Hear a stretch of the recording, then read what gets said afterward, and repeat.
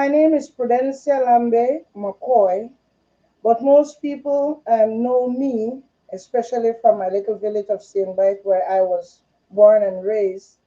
At, in my younger age, everybody know me as Myrtle Lambey.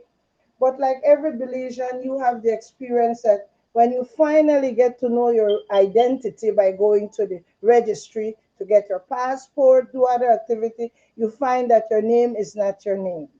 And so that was my experience. So actually, I am. Most people know me, or all people in my childhood, they know me as Myrtle Lambey. But my name is Prudencia Lambey in the Mm-hmm. registry of Belize, and that's the preferred name. As a child growing up in Siene Bight, I lost my father at a tender age. I was only 6 years old when my father died, and life was not the same without him. But my mother was a homemaker. My mother was everything. My mother, she fished for us. We never bought fish. My mother was a seamstress. My mother was a good cook. And then I, being the youngest of my family, I had to meet to know look at the name, Sunkata, you know. So people thought that I was poor, but not necessarily, because I had to do my little chores. And my best chore was to do the laundry. So I would wash all day long. Kay gabolo no ba? So eventually my brother-in-law, Kenneth Augustine, he wanted a teacher. So he came to my house in Benke and said, well, both the hat, yeah, because who sit no qualified by that certificate. I'm going to teach now, you know, because I know you're a certified teacher and I'm not going to have you sitting longer on these things. So my brother-in-law and my cousin. And so he took me, he was the principal, so he took me to um took me to Georgeville where he was the principal, and that's how I began this teaching career and all that stuff. I get more involved in being in my community within the church, both with the Garifuna community and the present people and at the church where I basically attend. So when it comes to Garifuna Dwell, I am a Garifuna woman. Mm-hmm. Panta tao Garifuna na hiset na daraguno kay Garifuna. Gabo wadi nuge, I can cook Garifuna food. Gabo wadi nuge look at it now. Here sebe nuge haganabo. I love to be around my Garifuna people. Um, so then it saddens me somehow that Mane lati lengun wati garif na lu hayano memut on an everyday basis. People don't talk their language now on an everyday basis. Pero adugu wati tiseng sluiga garif na do. A lot of money is being made luiga garif na do, and the language is set aside. Abina hani langi shuno punta. It is universal now. Language little or none. And the food, so the hudut, there is not school. This that teaching the culinary arts of teaching how to cook the Garifuna food and all that stuff.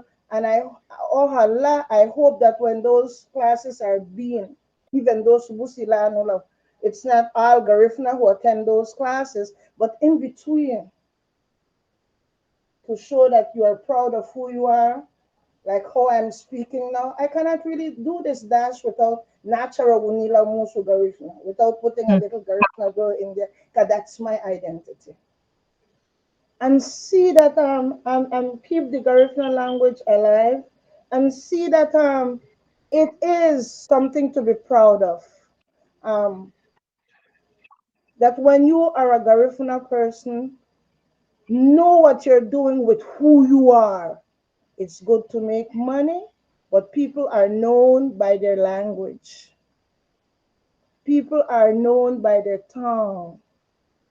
Mhm. So I would pray that one day, even in the Bible, if people go into the Bible and see that wherever the disciples went, they went with languages so that people could better communicate with one another. I know we all speak English, but identity is important to me. So I identify as Garifuna anywhere I go. If I'm filling out an application, if I'm talking about myself, I say that I'm a Garifuna woman. I don't demand it for them to respond to me in Garifuna. One thing I know that if my daughter is talking to me from work, from her office, I know the difference. Mommy, Bayanuhab. I know that whatever she's going to talk to me about is going to be just between she and then that conversation would be in Garifuna. Even if I have to add on the rest of to, even if I make the completion of the sentences, I know when my child needs me. Say, mommy, huh? Badimrahab or Wayanuhab.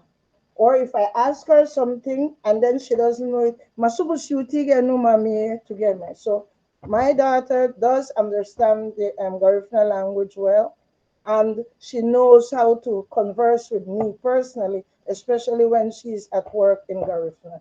So is my son Raphael. My late grandmother is a composer of Garifuna hymns that we Mm. sing at church up to today, like Ida Liasa, Tiamunagut. And then Mm.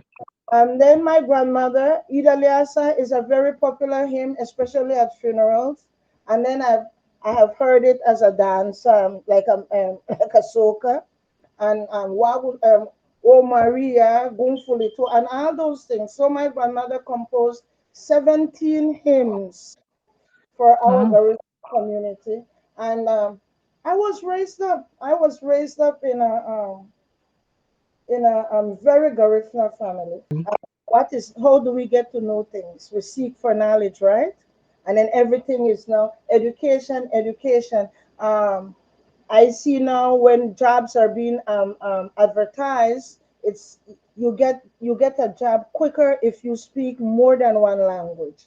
So if you are a Garifuna person and you want to excel in in speaking another language, because many years ago, one of the reasons I understood that people stopped talking Garifuna because then it would never be written or it would never put you anywhere.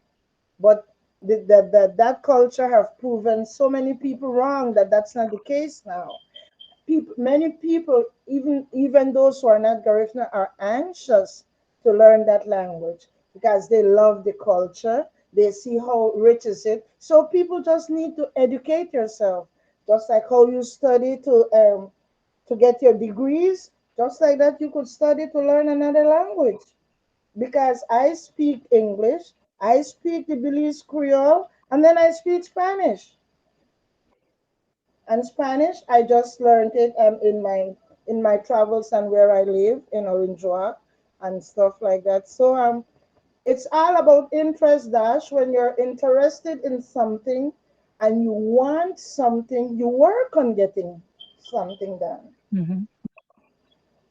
So there is no, there is not much advice that need to be given to Hungarina Wugele based on how they could see the potential that they can make a living of being Garifuna. The next Ah, image is of the Garifuna drum. Garano, Hagaro Garina. Hmm.